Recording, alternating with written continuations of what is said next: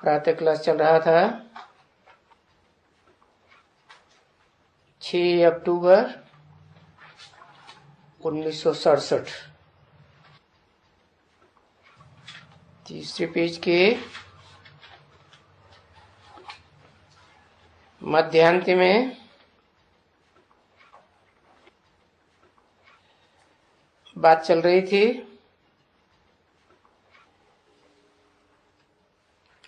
कि ये क्रिश्चियंस की बादशाही उनके लिए भी नहीं कहेंगे कि सारी दुनिया में बादशाही की।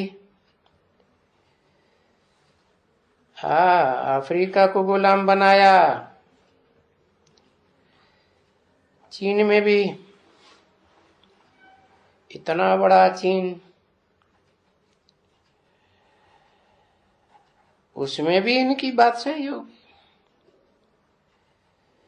फिर वो चीन वाले तो आस्ते आस्ते करके छूटते गए और भारत भी छूट गए, परंतु फिर भी सारे विश्व के ऊपर कभी भी कोई राज्य नहीं कर सकते सिवाय तुम्हारे, क्योंकि तुम ईश्वर की संतान बने हो।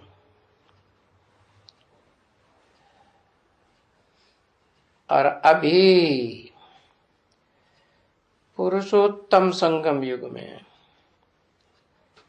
जबकि कलयुग का अंत होने वाला है और सतयुग की आदि होने वाली है, अभी ईश्वर तुमको पढ़ाते हैं।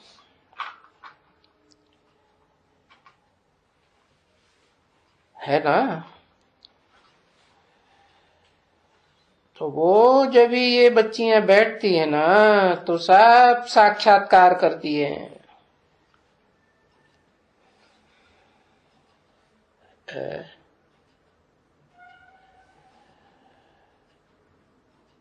गोद में साक्षात्कार करती है, उसको कहा जाता है साक्षात्कार। वो तो देखती है कृष्ण को,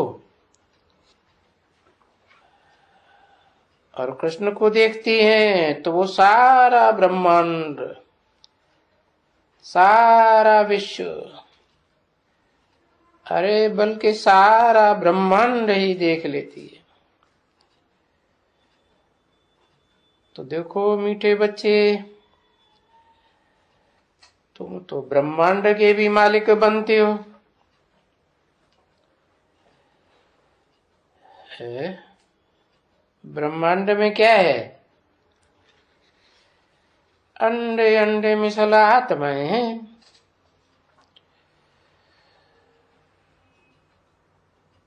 तो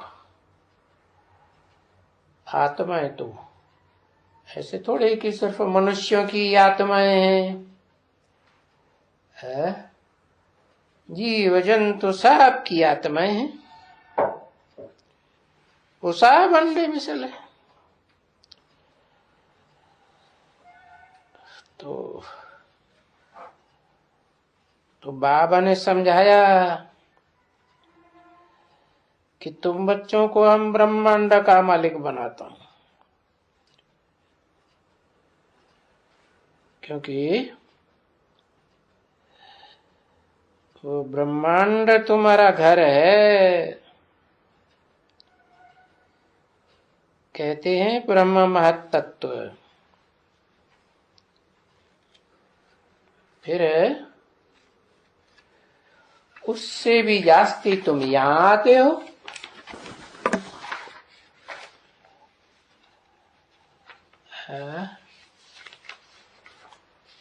पांच तत्वों की दुनिया में यहां आकर के विश्व के मालिक बनते हो।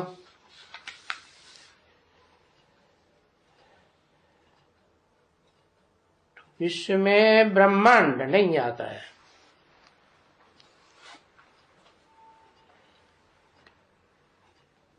ब्रह्मांड तो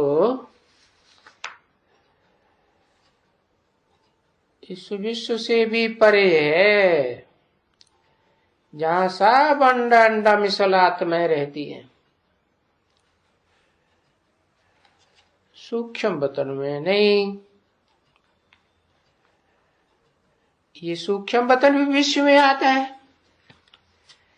क्योंकि सूक्ष्म वतन में तो सूक्ष्म शरीरधारी आत्माएं काम करती है ना, उनमें अच्छी सोल भी होती है, इविल सोल भी होती है। तो तुम सबको कंट्रोल करते हो, तो कहा जाता है विश्वनाथ है। और विश्व में ये सारी दुनिया आ जाती है, तो इसका दुनिया का, सारी दुनिया का राज्य तुम पाते हो। तो राजाई तो कोई मूल वतन में नहीं होती है, वहां तो मूल रूप में बिंदु बिंदु आत्माएं रही पड़ी है। और सूक्ष्म वतन में सूक्ष्म शरीरधारी आत्माएं, भूत प्रेत आत्माएं, वहां भी कोई राजा ही नहीं है। वो सूक्ष्म वतनवासी आत्माएं, उनको भी तो आत्मिक स्टेज में स्थित होना है। उनका जो हिसाब किताब है, सूक्ष्म शरीर धारण करके सुख दुख देने का वो शरीर में प्रवेश करती है, उनका हिसाब किताब नहीं बनता है। लेकिन जिनमें प्रवेश करती हैं उनको सुख दुख मिल जाता है। तो ये सारा चक्कर है, सतयुग, त्रेता, द्वापर, कलयुग, ये यहां ही इस दुनिया में होते हैं। इसको कहेंगे स्थूल वतन। तो समझ में आता है कि मूल वतन में जहां आत्माएं मूल रूप में रहती हैं, बिंदु बिंदु रूप में रहती हैं, अंडे मिसल, और सूक्ष्म वतन में जहां सूक्ष्म शरीरधारी होते हैं, जिनका कोई कर्मों का हिसाब किताब नहीं बनता है, और जिनमें प्रवेश करते हैं वो सुख दुख भोगते हैं। तो मूल वतन और कोई सूक्ष्म वतन, ये कोई चक्कर नहीं होता है फिरने का, नहीं। मूल वतन सूक्ष्म वतन में तो कुछ भी नहीं है वास्तव में। हाँ, साक्षात्कार होते हैं सूक्ष्म वतन में, और जहां तुम साक्षात्कार करने जाती हो, तो साक्षात्कार तो इस बाबा ने अर्थ समझाया, वो कोई साक्षात्कार में जाती नहीं है। जैसे स्वप्न होता है ना, तो स्वप्न में कहां कहां घूम आते हैं, तो कहीं आत्मा जाती है क्या? नहीं। अरे आत्मा ही निकल जावे तो शरीर खलास हो जाए। तो ये तो सभी साक्षात्कार की बातें हैं, वहां कोई जाता नहीं है, न सूक्ष्म वतन में जाता है, न कोई बैकुंठ में जाता है। ऐसे तो वो रिद्धि सिद्धि वाले भी होते हैं, रिद्धि सिद्धि के द्वारा साक्षात्कार होते रहते हैं। बैठे बैठे विलायत में पार्लियामेंट होती है, फलाना होता है, वो बैठे बैठे करके देखेंगे, समझा ना। तो ये सारा दिव्य दृष्टि है। जैसे ये आजकल वो निकलेंगी ना, है क्या निकलेंगी? टेलीविजन। हाँ भाई, क्या कहते हैं, टेलीविजन ना निकलती है। तो किसी ने कहा हाँ टेलीविजन। तो ये टेलीविजन तो बाबा के हाथ में दिव्य दृष्टि है। वो अगर दिव्य दृष्टि देवें तो लंदन में क्या होता है वो भी तुम देख सकते हो।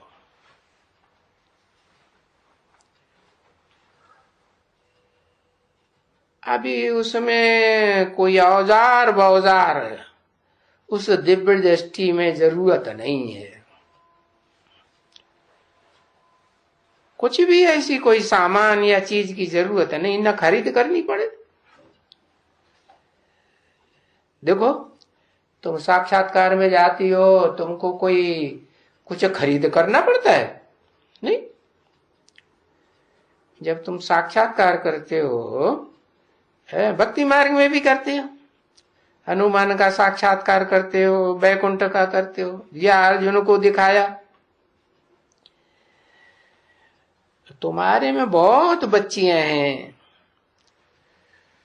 कभी कभी कोई कहती है बैठे बैठे ब्रह्मा का दीदार किया। ऐसे तो बहुत हैं, ढेर के ढेर हैं। तो वो कोई चीज थोड़े ही है, बस बैठे बैठे वो दिव्य दृष्टि की चाबी बाबा के पास है।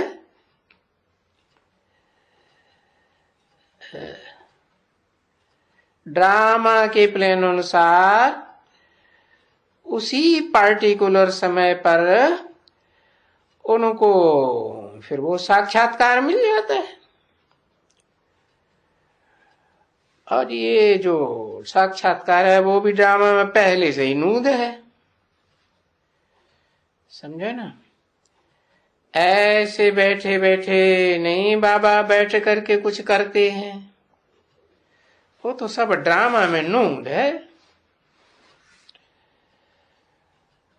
कि फलाने को साक्षात्कार हुआ। पीछे गाया जाता है बाबा के लिए कि बाबा ने या भगवान ने अर्जुन को साक्षात्कार कराया, परंतु वो साक्षात्कार तो ड्रामा के प्लान अनुसार उनको हुआ ना, उनको साक्षात्कार होना था, समझा ना। तो ऐसे समझा जाता है कि ये साक्षात्कार भगवान ने कराया,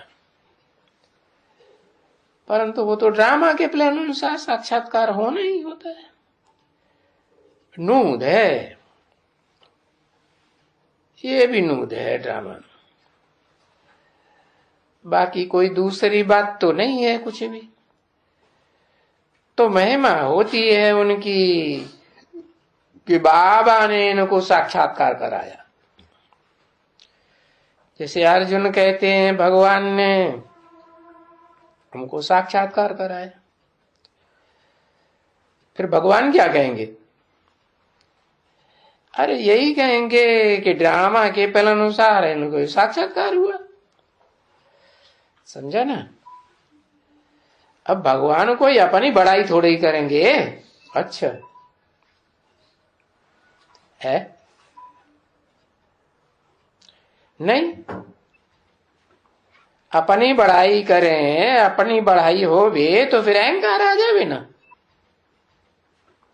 है नहीं, है ही नहीं है अहंकार की बात। ये तो सभी ड्रामा के प्लान अनुसार है। तो कृष्ण को भी तो देखते हो ना, कृष्ण को सारा विश्व का प्रिंस बनाते हैं, है सारे विश्व का कि सतयुग का है? सतयुग में सारा विश्व थोड़े ही होगा, न विश्व धर्म होंगे।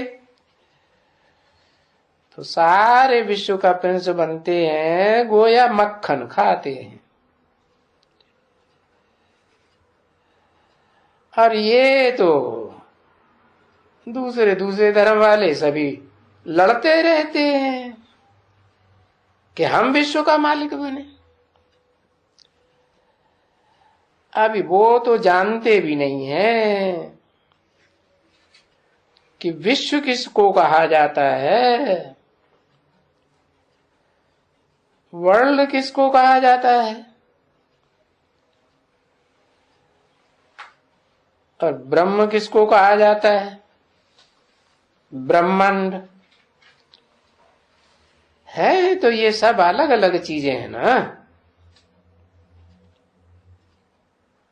ब्रह्मांड उसको कहा जाता है जिसमें तुम आत्माएं अंडे मिसल निवास करती हो, और सूक्ष्म बतन में सिर्फ ब्रह्मा विष्णु शंकर का साक्षात्कार होता है वहां। तुम अभी सभी साक्षात्कार करते हो, क्योंकि पहले पहले रचना रची थी ना, रची हुई होगी ड्रामा अनुसार, तो पहले सूक्ष्म बतन चाहिए, पीछे ये है। तो ये सूक्ष्म बतन का भी साक्षात्कार वगैरह आना जाना इस समय होता है। फिर बस सारा कल्प में 5000 वर्ष में फिर सूक्ष्म बतन का कोई नाम नहीं। हाँ, साक्षात्कार भक्तों को होते रहते हैं।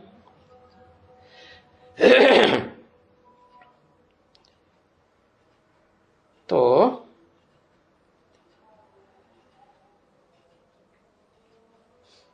सूक्ष्म बतन है, उसमें तो ब्रह्मा विष्णु शंकर ऊंचते ऊंच, एक से बढ़कर एक सूक्ष्म स्टेजधारी, तो उनको कहा जाता है देवताएं। बोलते हैं ना, ब्रह्मा देवताय नमः, विष्णु देवताय नमः, शंकर देवताय नमः। अब ऐसे कहते हैं ना, फिर बाद में कहते हैं परमपिता शिव परमात्मा नमः। तो देखो फिर ऊंचे से ऊंच कौन हुआ? सबसे ऊंचे से ऊंच हो गया ना। उनको क्या कहेंगे? उनको क्या कहेंगे? भगवान ही तो कहेंगे ना। भगवान कैसे कहेंगे? है धनवान को धनवान कहा जाता है, उनको भगवान कैसे कहेंगे? है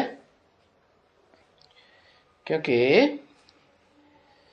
जो भी भाग्यशाली हैं, भाग्यशाली आत्माएं हैं ना, कहते हैं भाग्यशाली दुर्भाग्यशाली।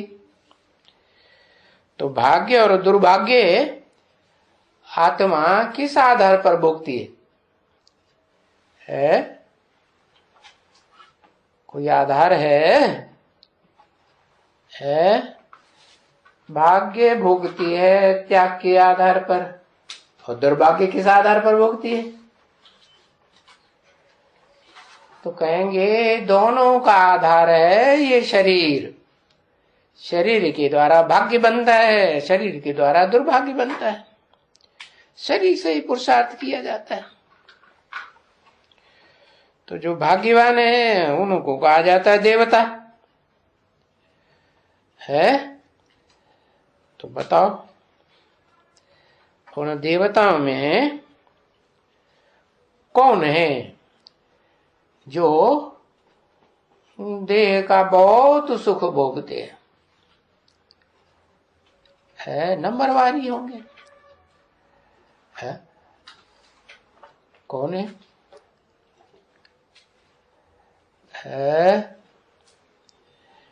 विष्णु एक है,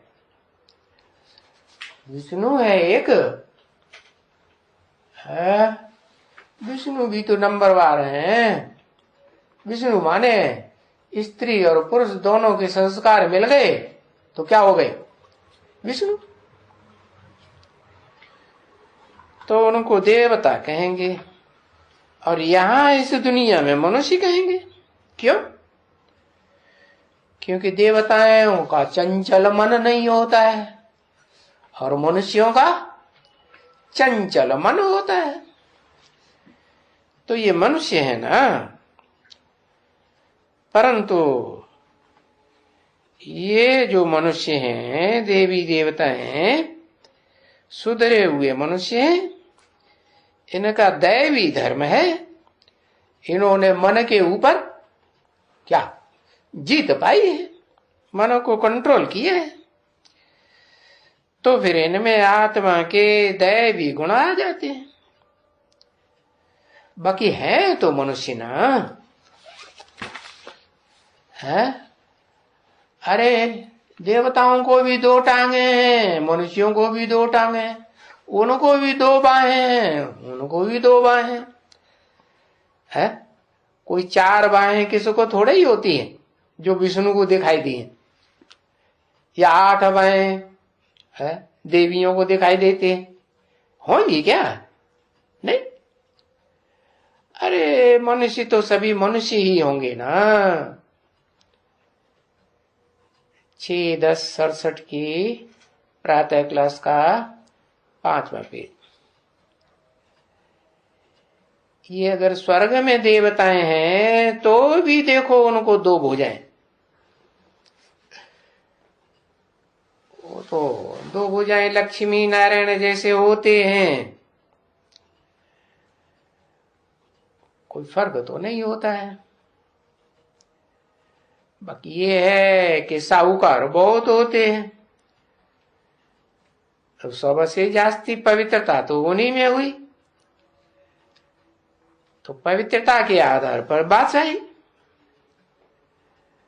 अपवित्रता की बात ही नहीं, कोई भी शैतानी की बात नहीं, कुछ भी बीमारी की बात नहीं, अकाले मौत की बात नहीं। तो तुम बच्चों को तो बहुत खुशी होनी चाहिए, यानी लक्ष्मी नारायण को देखने से ही रोमांच खड़े हो जाना चाहिए है। फिर ये आत्माएं जो इतनी श्रेष्ठ देव आत्माएं हैं, वो यहां इस दुनिया में क्यों आती हैं? क्यों आती हैं?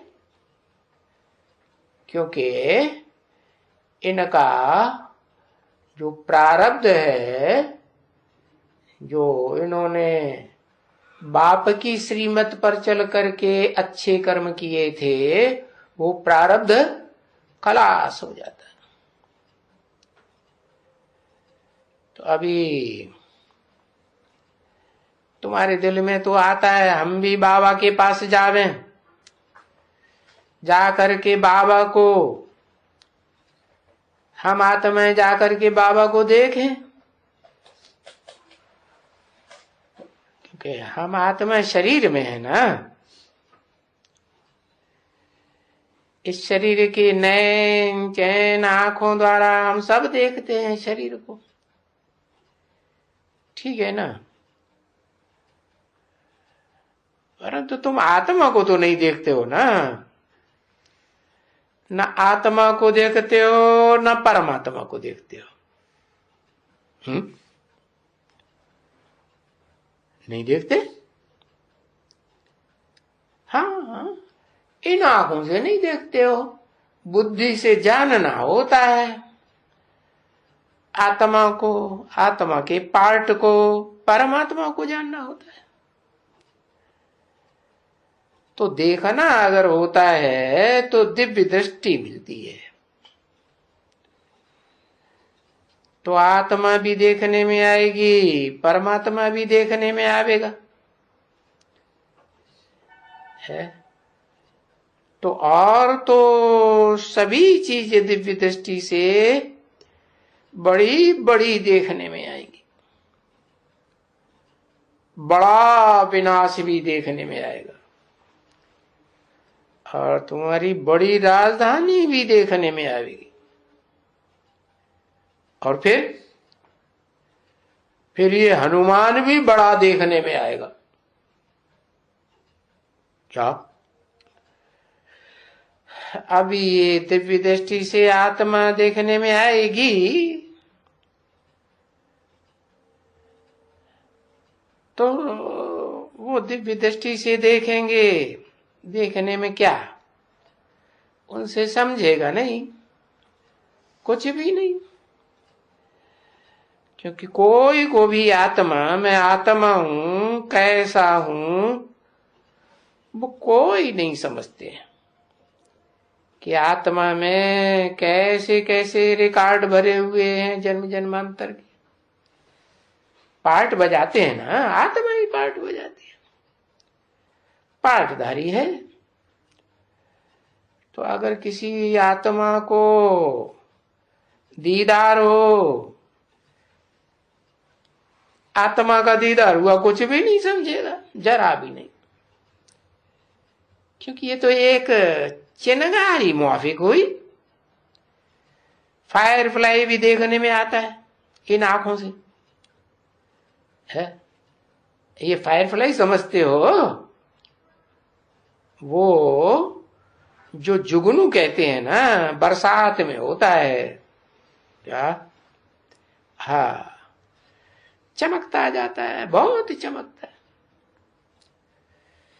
बहुत होते हैं यहाँ, जुर्मुट लगी रहती है। ये बच्चियां आगे क्या करती थी पाकिस्तान में, वहां भी तो बगीचे होते थे ना, है? बड़े बड़े महलों में जहां ये रहती थी तो ये उन फायर फ्लाइज को पकड़ती थी, हाँ, और पकड़ पकड़ के उनके जेवर बनाती थी, है? अब तुम किसका जेवर बनावेंगी? हार बनावेंगी, हार बना के पहनेंगी, किसका बनावेंगी?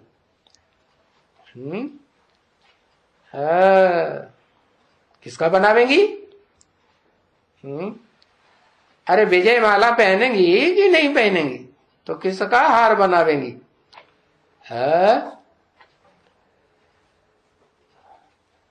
अच्छी अच्छी पुरुषार्थी आत्माओं का संगठन का हार बनेगा ना, हाँ? तो यहाँ गले में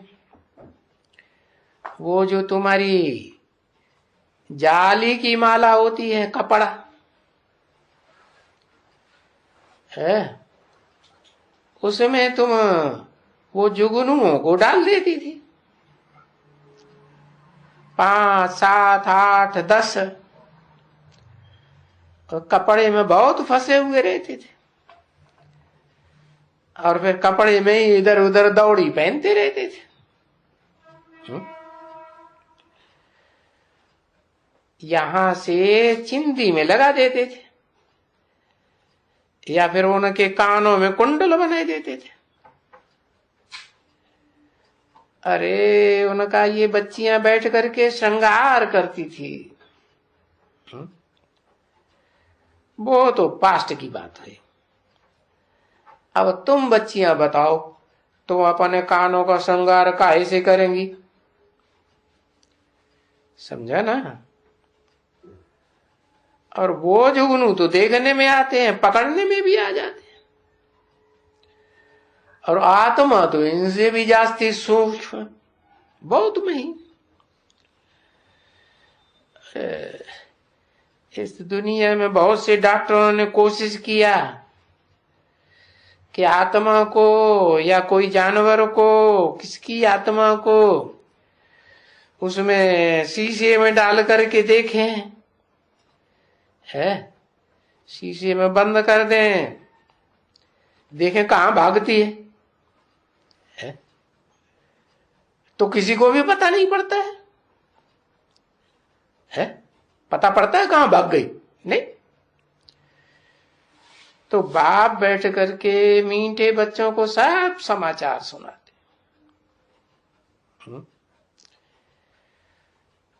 कोई भी दुनिया में इन समाचारों को जानता नहीं है कि आत्मा कैसे जुगनू मिसल है। भले देखो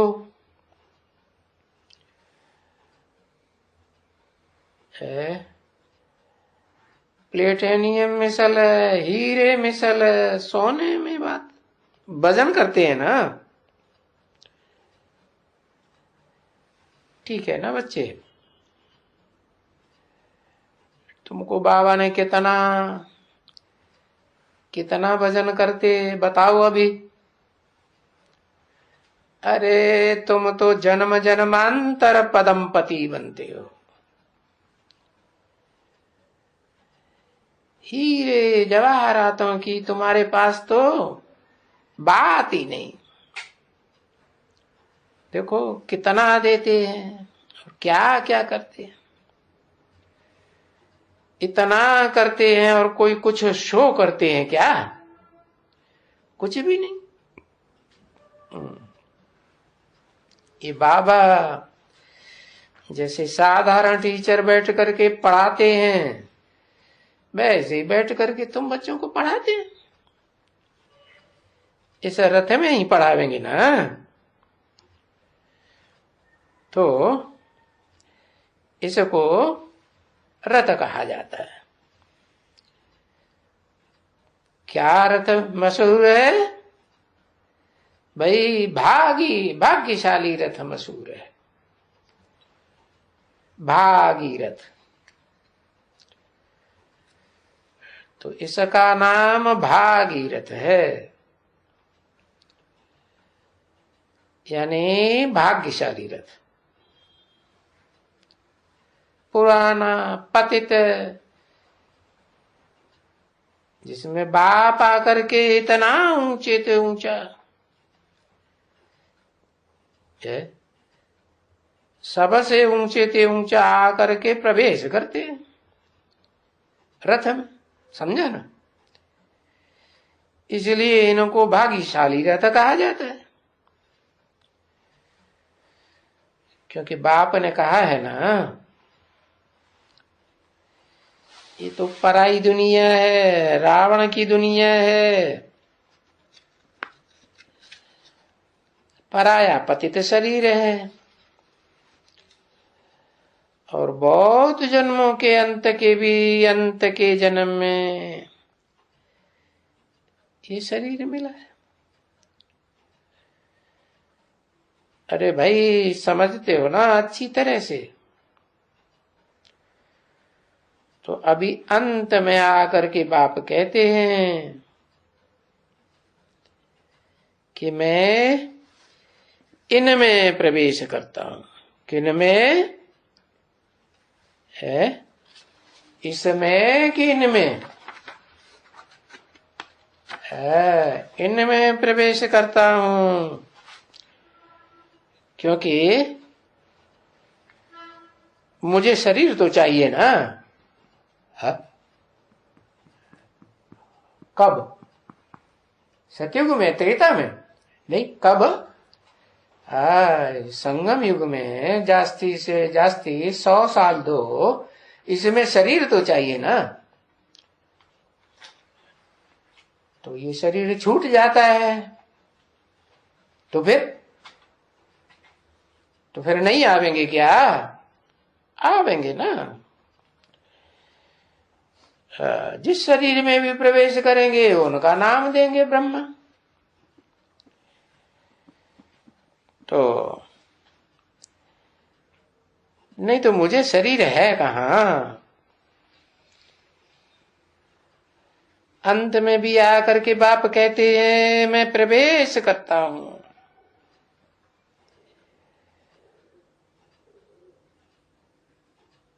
मुझे कोई अलग शरीर नहीं होता है। ब्रह्मा को भी सूक्ष्म वतन में, विष्णु को भी, शंकर को भी है, परंतु मुझे कहां शरीर है? पीछे मैं जो ज्ञान का सागर हूं, प्रेम का सागर हूं और पवित्रता का सागर हूं। कैसे, किस रूप में है? अरे कोई रूप है कि नहीं? ज्ञान का सागर, प्रेम का सागर, पवित्रता का सागर, कि बिना रूप के है? अरे बताओ। बिंदु रूप है। अच्छा, बिंदु रूप में प्रेम का सागर हो जाता है? प्रेम का सागर होता है? हाँ, बाबा रूप में शिव बाबा। हाँ, जब बाबा कहा जाता है, कोई तन में प्रवेश करके प्यार का सागर होता है ना, प्यार का सागर और प्रेम, ज्ञान का सागर, पवित्रता का सागर, शांति का सागर। तो ये इतने सागर, इतने टाइटल, तो तुमको वर्षा क्या देंगे? क्या इनहेरिटेंस में देंगे? है क्या देंगे? ज्ञान ही देंगे ना, प्रेम ही देंगे। कब देंगे? है जब तुम, जब तुम क्या, जब तुम आत्मा बनेंगे, है हाँ, और देवानी बनेंगे तो देंगे कि क्या? फिर वर्षा कैसे मिलेगा? बाप का वर्षा, ऊंचे ते ऊंच बाप का वर्षा लेना है ना। तो ऐसे तो नहीं है कि वहां ऊपर में बैठ करके वर्षा देंगे और तुम ऊपर में बैठ करके लेंगे। है वहां तुमको कुछ दे सकता हूं क्या? कि सूक्ष्म वतन में या मूल वतन में बैठ करके दे सकता हूं? वहां बैठ करके मैं पढ़ाऊंगा कैसे? है कैसे पढ़ाऊंगा भला? ये विचार तो करो। है अरे तुम ऊपर में ठहरेगा कैसे? है कैसे पढ़ेगा? क्या प्रेरणा से पढ़ाई पढ़ाऊंगा?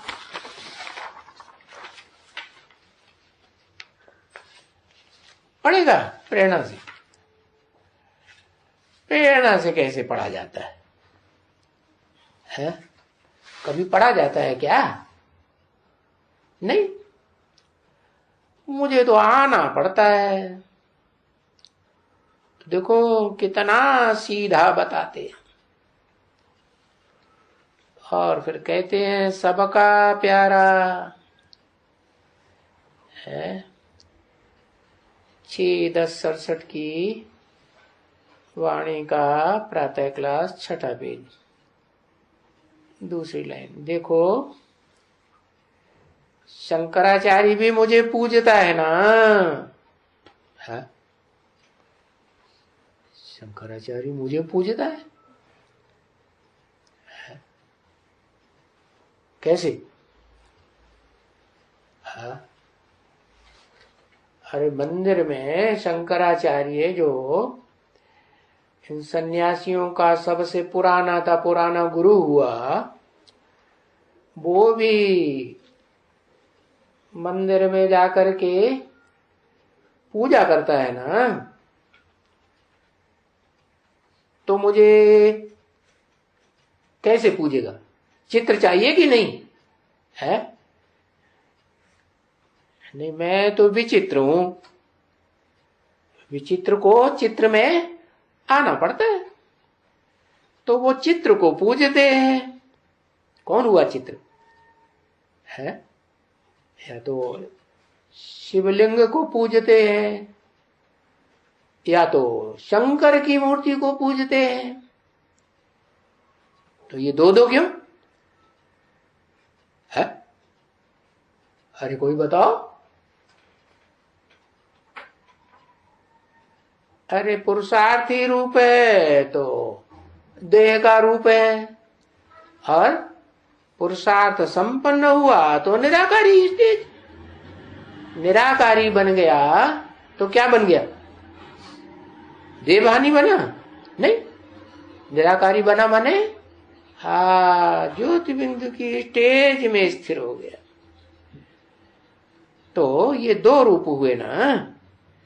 तो जो निराकारी स्वरूप है उस चित्र का वो लिंग रूप है, उसमें हाथ पांव नाक आंख कान है ही नहीं। क्यों नहीं है? क्योंकि आत्मा को उन आर्गन्स की याद ही नहीं। तो देखो,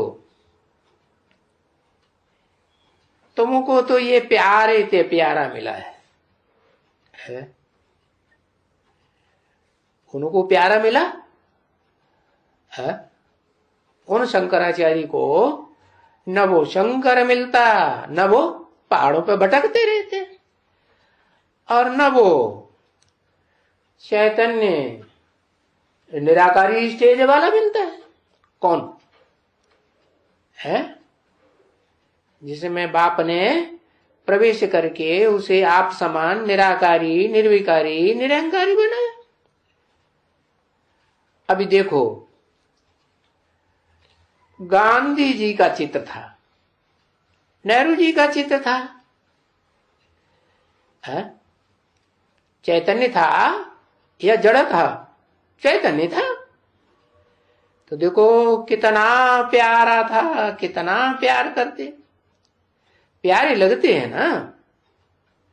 देखो अभी भी क्या करते रहते हैं, अभी भी बैठ करके उनको याद करते हैं। किनको?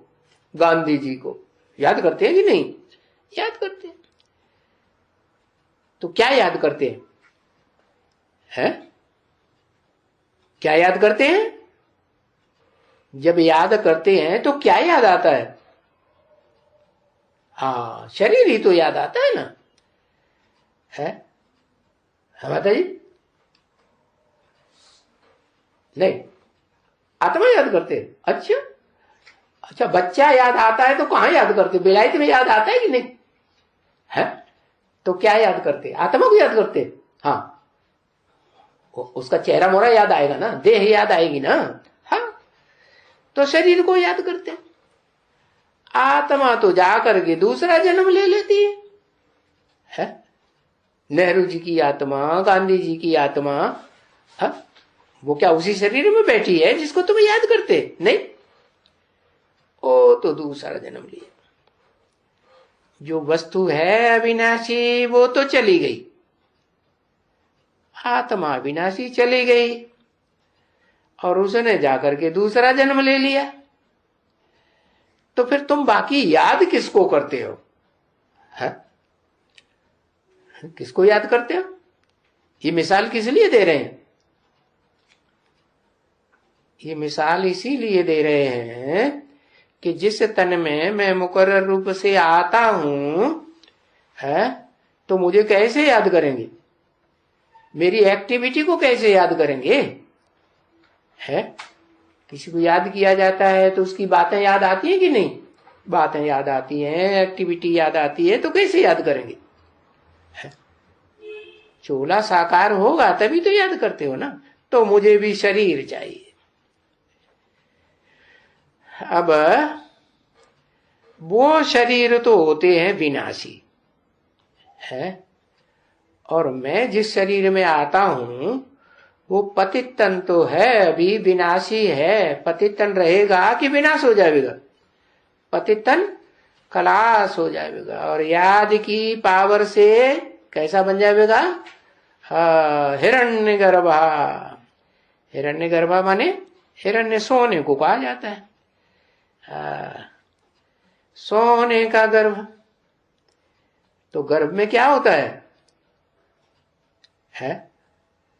अरे, गर्भ में क्या होता है? कुछ होता है कि नहीं? हाँ, बच्चा होता है। और बच्चे में क्या क्या होता है? बच्चे में आत्मा भी होती है, और बच्चे का, हाँ, बच्चे का शरीर भी होता है। लेकिन यहां तो बाप तुम्हारा आत्मा है कि शरीर है? आत्मा है। आत्मा है तो कहते हैं बुद्धिमानों की बुद्धि है कि मन भी है? मन तो नहीं है, उसको तो कोई चंचल मन होता ही नहीं। क्या है? बस कहेंगे बुद्धिमानों की बुद्धि चैतन्य है, तो ठीक है। तुम जिसे याद करते हो भक्ति मार्ग में भी, वो क्या शिव को याद करते हो? शिव को याद करते हो कि शिव जिसमें प्रवेश करते हैं उसे आप समान बनाते हैं, निराकारी बनाते हैं, निर्विकारी बनाते हैं, निरहंकारी बनाते हैं। उस निरहंकारी स्वरूप में उसने पार्ट बजाया है, तो उसको याद करते हो? है? अहंकारी होगा तो प्रेम का सागर होगा, या निराकारी होगा तो प्रेम का सागर होगा? कब होगा? निराकारी होगा तो प्रेम का सागर होगा। और सदाकाल होगा कि कभी होगा कभी नहीं होगा? सदाकाल होगा। ठीक है ना बच्चे? तो फिर ये जो गांधी जी को याद करते हैं, नेहरू जी को याद करते हैं, उनकी चित्र को, जड़ चित्र को याद करते हैं, तो उसको क्या कहेंगे? है? कहेंगे बुद्ध के पुजारी है, पूजा करते रहते हैं। किसकी जाके करते हैं? शरीर की करते हैं। अब आत्मा तो निकल गई ना,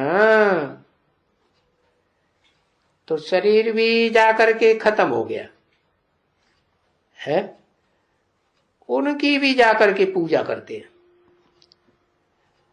अब वो शरीर विनाशी है, और तुम किसको याद करते हो? अभी तुमको तो पता चल गया ना, तुम किसको याद करते हो? है? किसको याद करते हो? है? ऊपर वाले को याद करते हो, निराकार को, बिंदु को याद करते हो। हम तो अविनाशी बाबा को याद करते हैं ना। इस षष्ठी रूपी रंगमंच पर कोई भी चीज अविनाशी नहीं है। अविनाशी सिर्फ एक शिव बाबा है। तो क्या स्थूल शरीर से अविनाशी है? स्थूल शरीर से? अच्छा, जन्म मरण के चक्कर में नहीं आता है? कहता नहीं आता, ऐसे करता है, नहीं आता, नहीं आता। अरे आता है कि नहीं आता है? बाढ़ में जाए, जहां आता हो ना आता हो, है? मुझे कुछ पता नहीं है। अरे वो सूक्ष्म शरीर तो रहता है ना, है? नहीं रहता? हाँ, सूक्ष्म शरीर तो इस दुनिया में सदाकाल कायम रहता है। कब छूटता है? तब छूटता है जब आत्मा बनते हैं, बीज रूप है जिसको कहते हैं अंडा।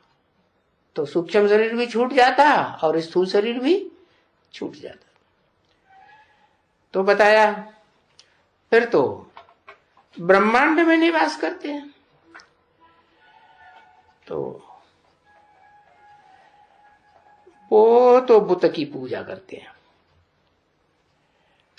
कब्र बनाई हुई है, कब्र बनाते हैं या समाधि बनाते हैं, बनाई हुई है। देखो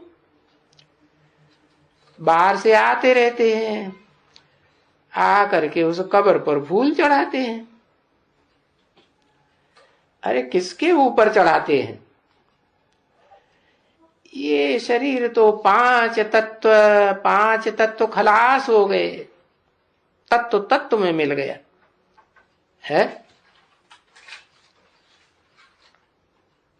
किसको पूजा करते हैं? मिट्टी की पूजा करते हैं ना। कब्र क्या है? जो उसमें मुर्दा गाड़ा गया वो भी मिट्टी। और तुम किसको याद करते हो?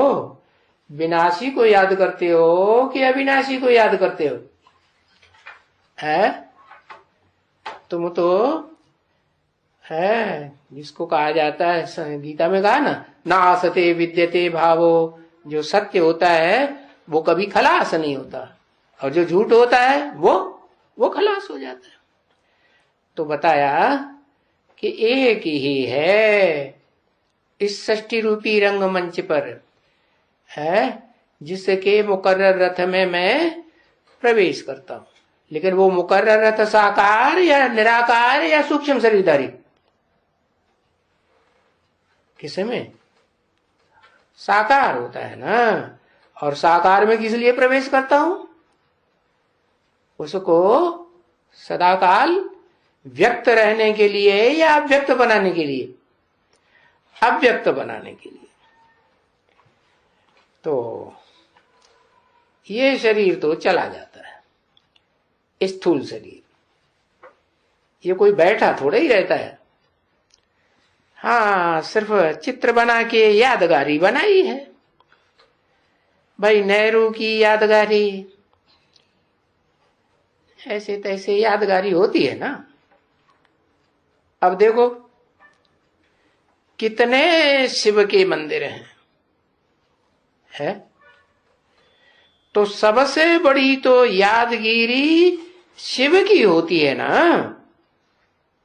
शिव की होती है। शिव की होती है कि शिव समान की होती है? किसकी होती है? हाँ, शिव समान बना कैसे?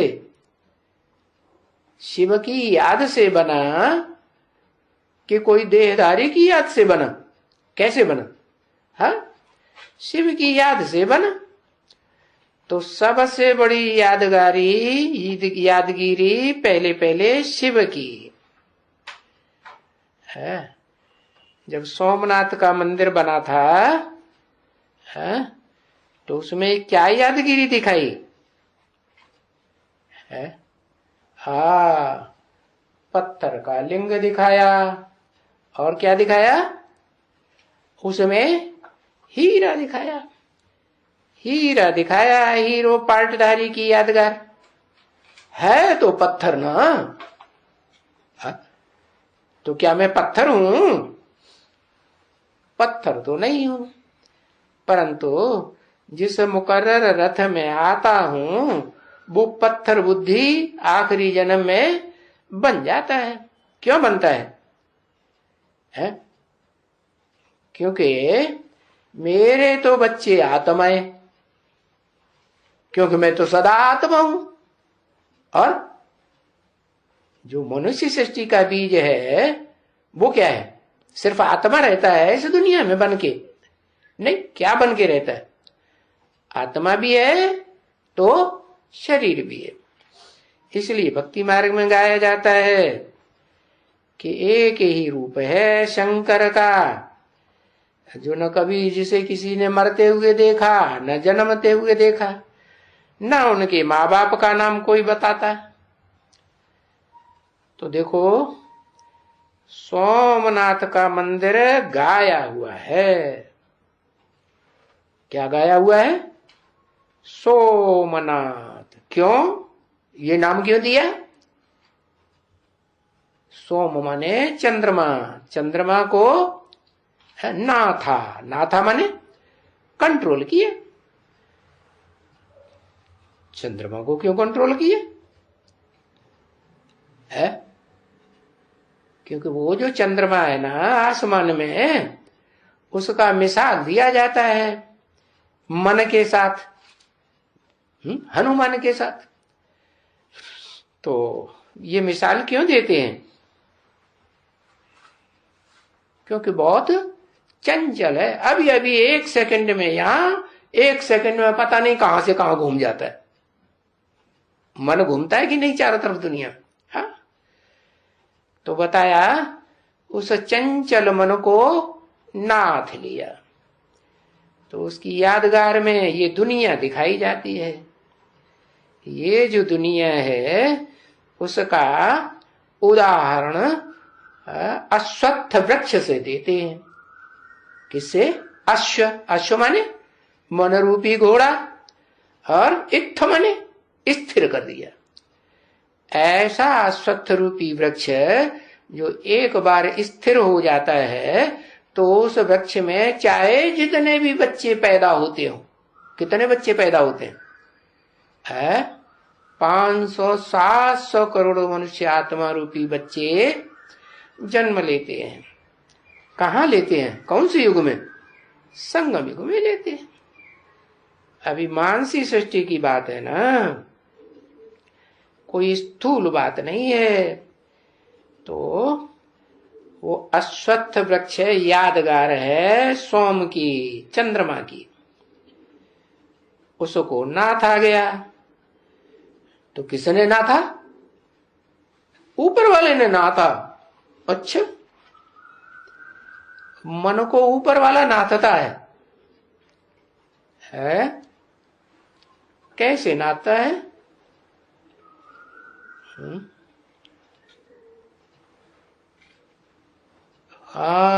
वो तो बुद्धि को कंट्रोल करता है। इस दुनिया में नंबरवार बुद्धिमान है ना, वो नंबरवार बुद्धिमान कैसे बने? है इस दुनिया में पार्ट बजाने वाली कोई आत्मा सबसे जास्ती बुद्धिमान बनती है तो उसको याद किया तो क्या बने? नंबरवार बुद्धिमान बने। हाँ, तो ये जो सोमनाथ मंदिर बनाया है वो गाया हुआ है, और बच्चों ने हिस्ट्री में पढ़ा होगा। है क्या पढ़ा होगा? कि मोहम्मद महमूद गजनवी आया है, उसने क्या किया?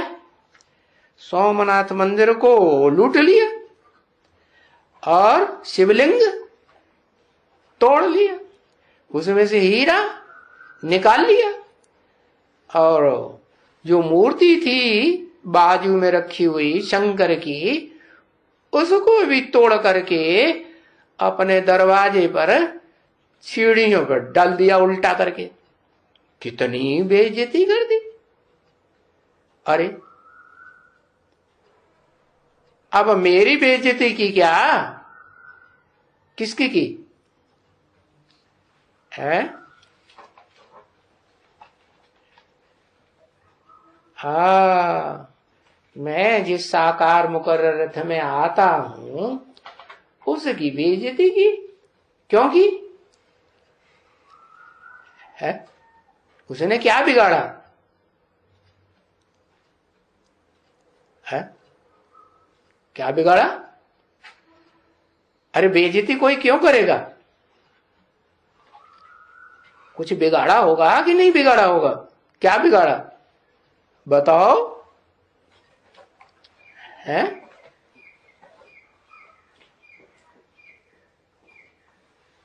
हाँ,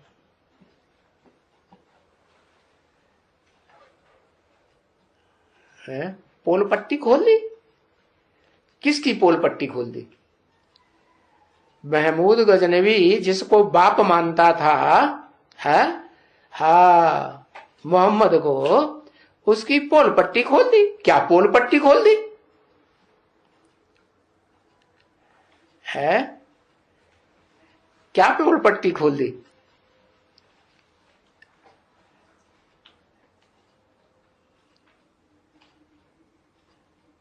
है हाँ, मुंह में मद भरा हुआ नहीं। पोल पट्टी उनके बाप की खोल दी कि वो जब से आते हैं धर्म पिताएं, जो भी धर्म पिताएं आते हैं, उनका जो मूल बाप कौन सा है? मोहम्मद का भी बाप कौन कहेंगे? हाँ, मोहम्मद ने भी किसको फॉलो किया? इस्लाम धर्म को फॉलो किया ना पहले। हाँ, बाद में विरोध किया। क्या मुसलमान करते क्या है? अपने बाप का भी विरोध करते। हाँ, तो सारी पोल पट्टी खोल दी कि उन्होंने क्या किया? हिंसा की, इंद्रियों से हिंसा की और हिंसा करना सिखाया सारी दुनिया को। इसलिए उन्होंने कितना भी हिंसा के आधार पर अत्याचार किया हो दुनिया में, लेकिन विश्व की बादशाही नहीं ले सकते। तो ये सोमनाथ मंदिर को लूटा। अब क्या लूटा था? है क्या चीज लूटी थी? स्थूल धन संपत्ति लूट के ले गए ना, है कि वो संपत्ति लूटी जो मैं आकर के देता हूं? नहीं। तो बोलो, कोई पूछे तो तुम हिस्ट्री में पढ़ा होगा, ऊंटों पर भर भर करके एकदम सारा सामान ले गए। जवाहरात, पत्थर नहीं ले गए, हीरे जवाहरात, सोना चांदी सारा भर भर के ले गए। नहीं तो क्या लिया होगा? बस जो भी जवाहर है, सोना चांदी, ऊंट भर भर के ले गए। सोना भी इतना नहीं जितना जवाहरात ले गए, क्योंकि वो तो सोने से भी जास्ती महंगी चीज है ना। उठाएंगे तो इतने तो तुम्हारे पास जवाहरात थे, है जो बाप तुमको देते हैं। अरे बाप तुमको स्थूल जवाहरात देते हैं? नहीं, तुमको तो ज्ञान रतन देते हैं।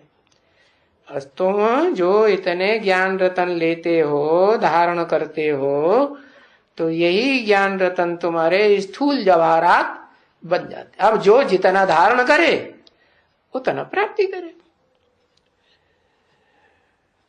तो बाबा तुमको किस में वजन करते हैं?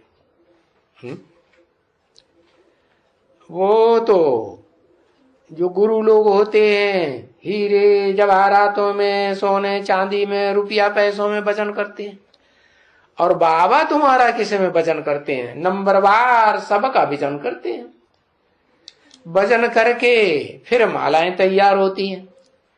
किसे में वजन करते हैं? हाँ, ज्ञान रतनों से तुम्हारा वजन करते हैं। है कि तुम कितने वजनी हो, कितना तुम्हारे अंदर ज्ञान भरा, ज्ञान रतन भरे हुए हैं। अब जो जितना ज्ञान रतन भरता है वो उतना उतना साहूकार बनता है, जन्म जन्मांतर साहूकार। ओम शांति।